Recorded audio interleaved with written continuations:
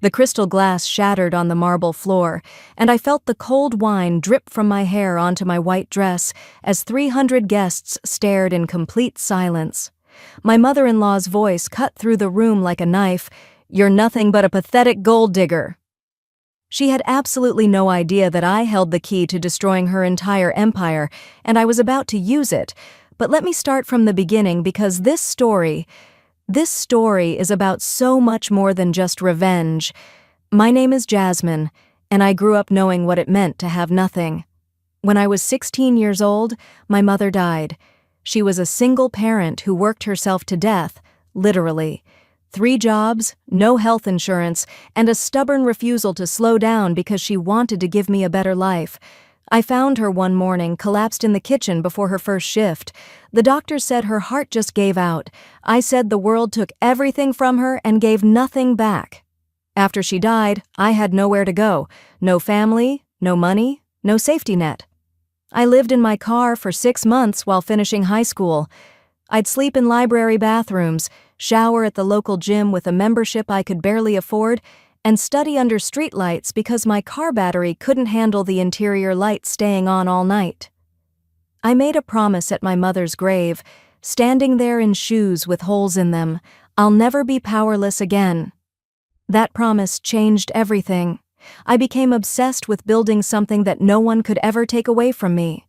At 19, I was coding in public libraries, teaching myself everything I could about artificial intelligence and corporate acquisitions. I created a revolutionary software that could predict merger success rates with 93% accuracy. At 21, I sold my first patent for $2 million. I cried in the lawyer's office when the check cleared. My mother never saw more than $30,000 in a single year of her entire life. But here's the thing about growing up with nothing. You learn not to trust anyone. Not completely. I built J.M. Sterling Holdings in complete secrecy. I used my initials and my mother's maiden name. I hired a male actor to appear as the face of the company at public events. I never did interviews, never appeared in photographs, operated entirely through lawyers and proxies. By the time I was 27, my company was worth over $400 million, and I still lived in a modest apartment and drove a used car. I didn't need people to know who I was. I just needed to know I'd never be that scared 16-year-old girl again. That's when I met Daniel. It was at a charity event where I volunteered, serving food to homeless families. He was there teaching art to kids, covered in paint and laughing with this genuine warmth that made something in my chest ache. We started talking, and for the first time in my adult life, I felt like I could breathe around someone. He didn't want anything from me. He didn't know I had anything to want. Daniel was a teacher at a public school. He drove a beat-up truck and lived in a small apartment and talked about his students like they were his own children.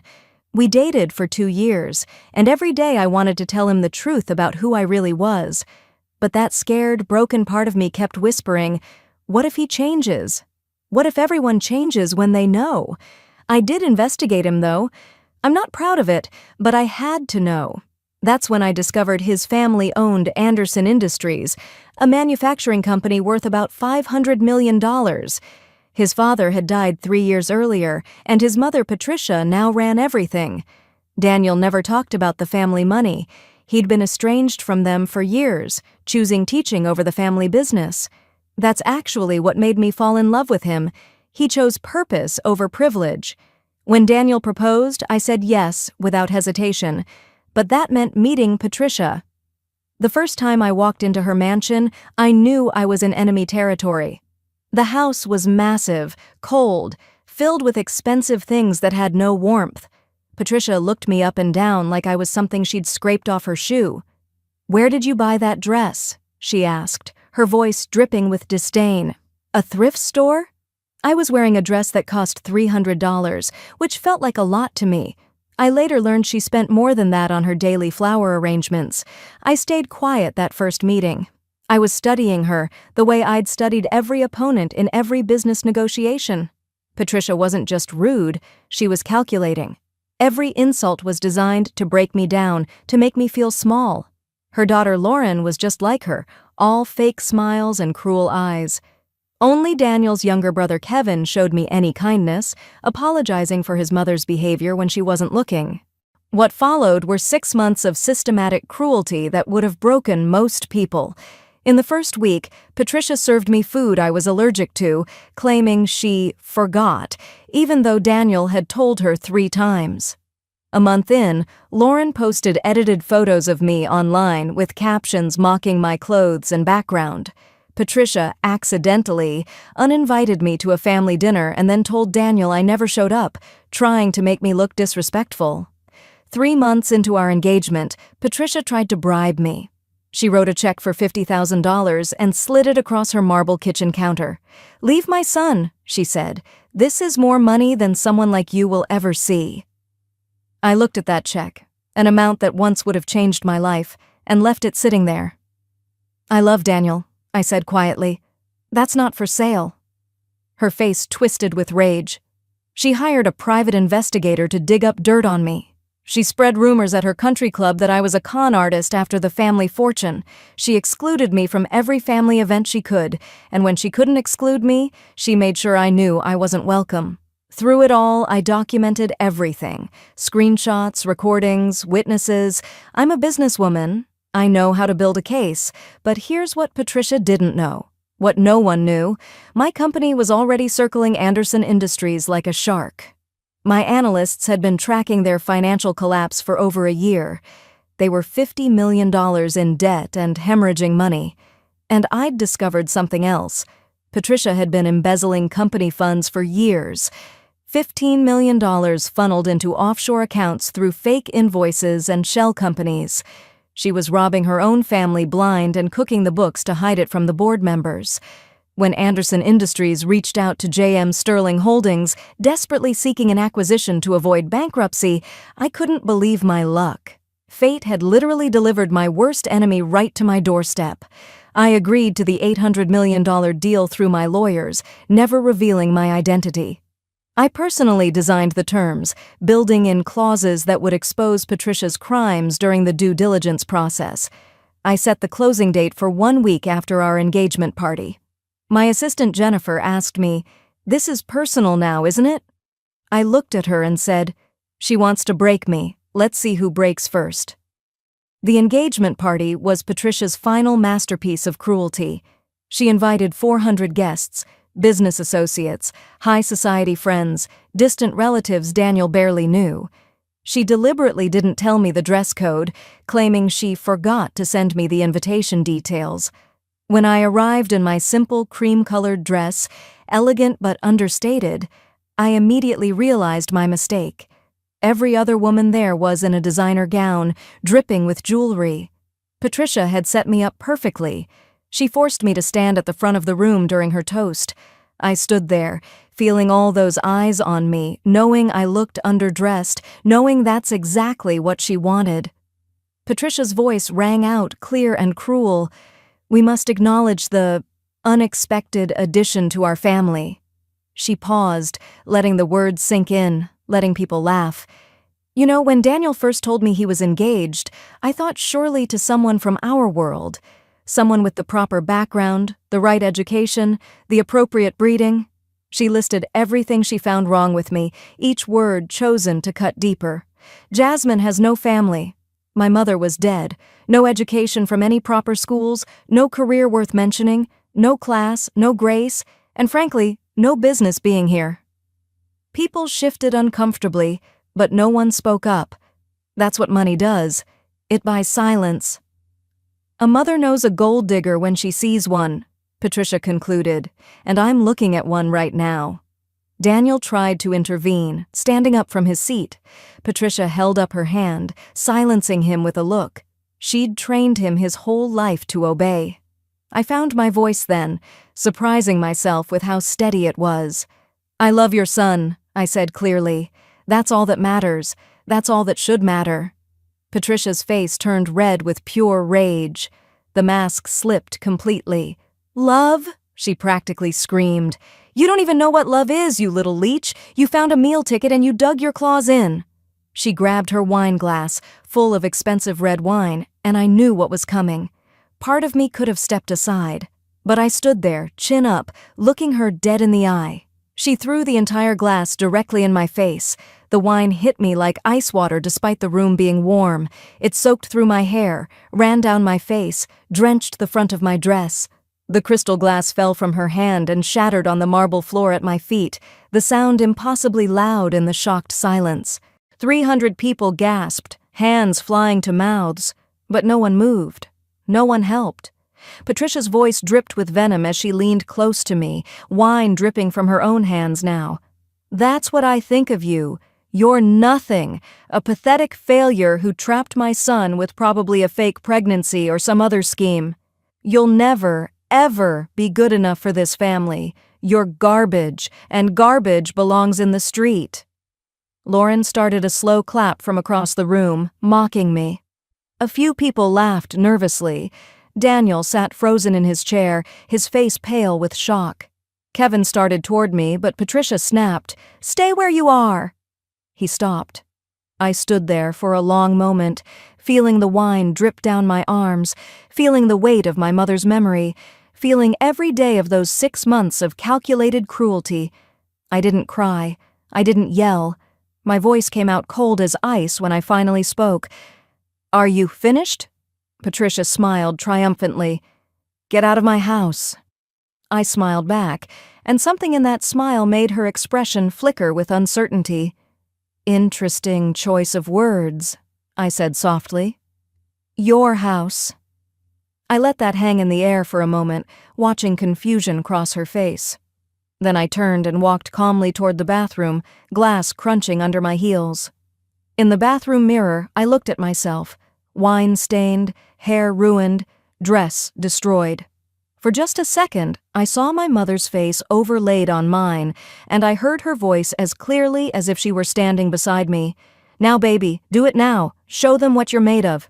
I pulled out my phone and texted Jennifer, "Connect me to the venue's display system. It's time." When I walked back into that ballroom, every conversation stopped. I must have looked insane, still drenched in wine, walking with my head high like I owned the place. I pulled out my phone and connected to the massive screens positioned around the room for the party's photo displays. "Before I leave," I said, my voice carrying in the silent room, "there's something everyone should know." Patricia's voice cracked like a whip. "Security! Remove this woman from my home immediately." 2 security guards started toward me, but something in my stance made them hesitate. "I wouldn't do that," I said calmly, looking directly at Patricia. "Especially you, Patricia." I used her first name deliberately, a sign of disrespect that made her face flush again. "Patricia," I continued, "how's the Anderson Industries acquisition going? The $800 million deal with JM Sterling Holdings? Still on track for next week?" Her face went completely white, like someone had drained all the blood from her body in an instant. "That's confidential business," she stammered. "The deal that's going to save your failing company?" I pressed. "The company you've been running into the ground while embezzling funds?" The room erupted in gasps and whispers.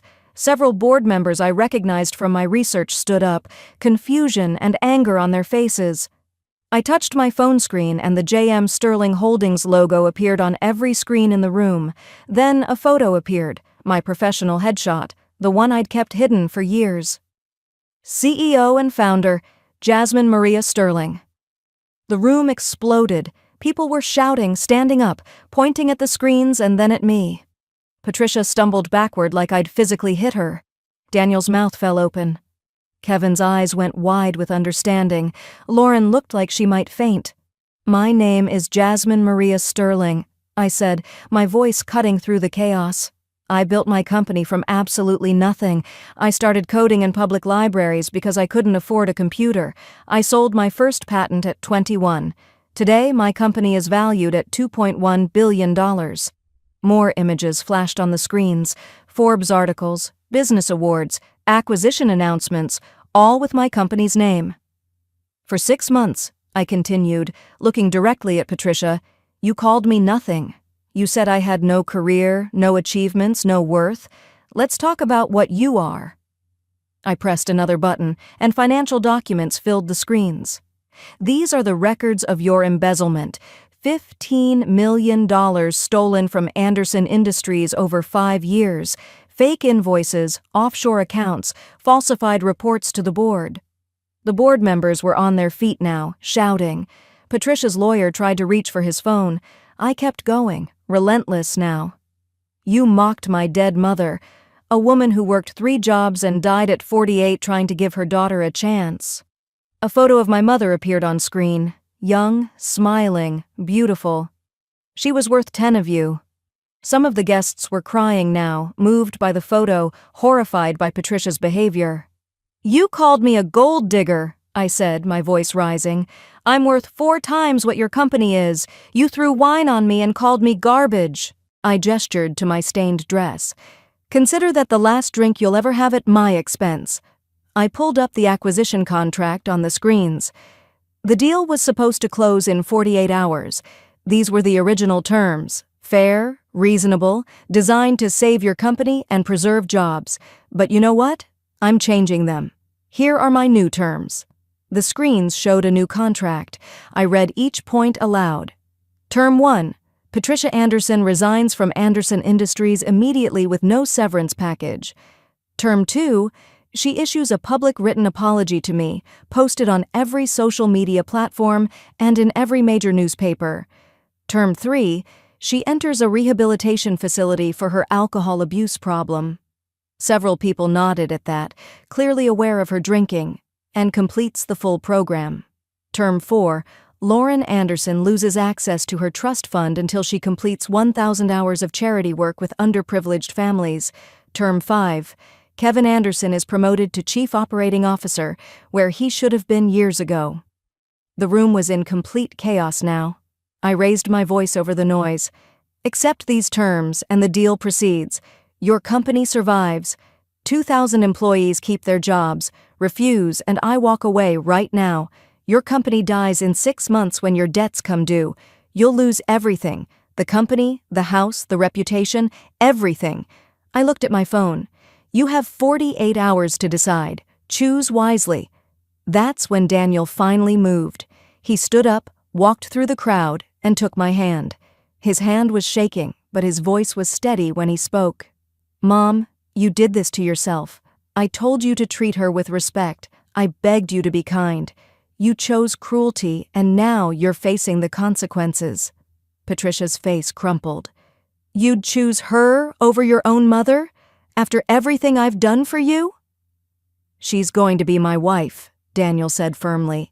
And you just assaulted her in front of 400 people. You humiliated the woman I love because she wasn't born wealthy.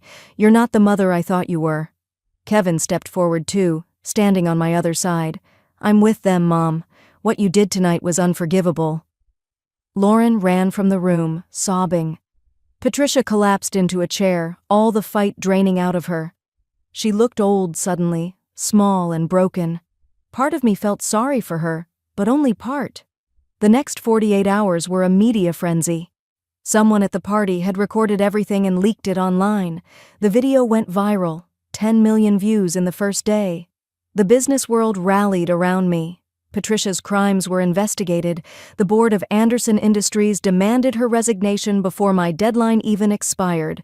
Patricia signed everything, every single term. Her public apology was front-page news. She admitted to the embezzlement, the cruelty, everything. She entered rehab quietly, her reputation destroyed.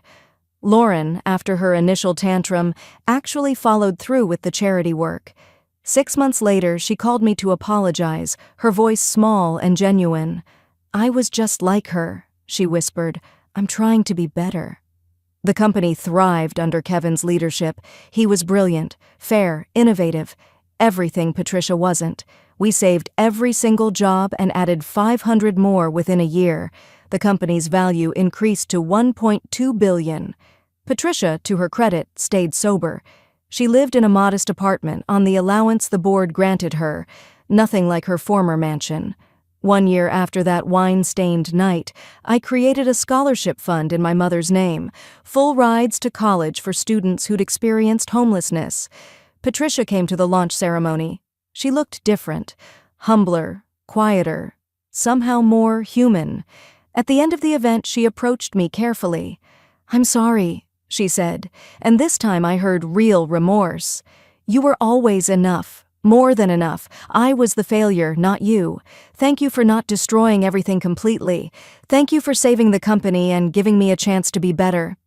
I looked at this woman who'd made my life hell, who'd poured wine on me and called me garbage, and I felt nothing.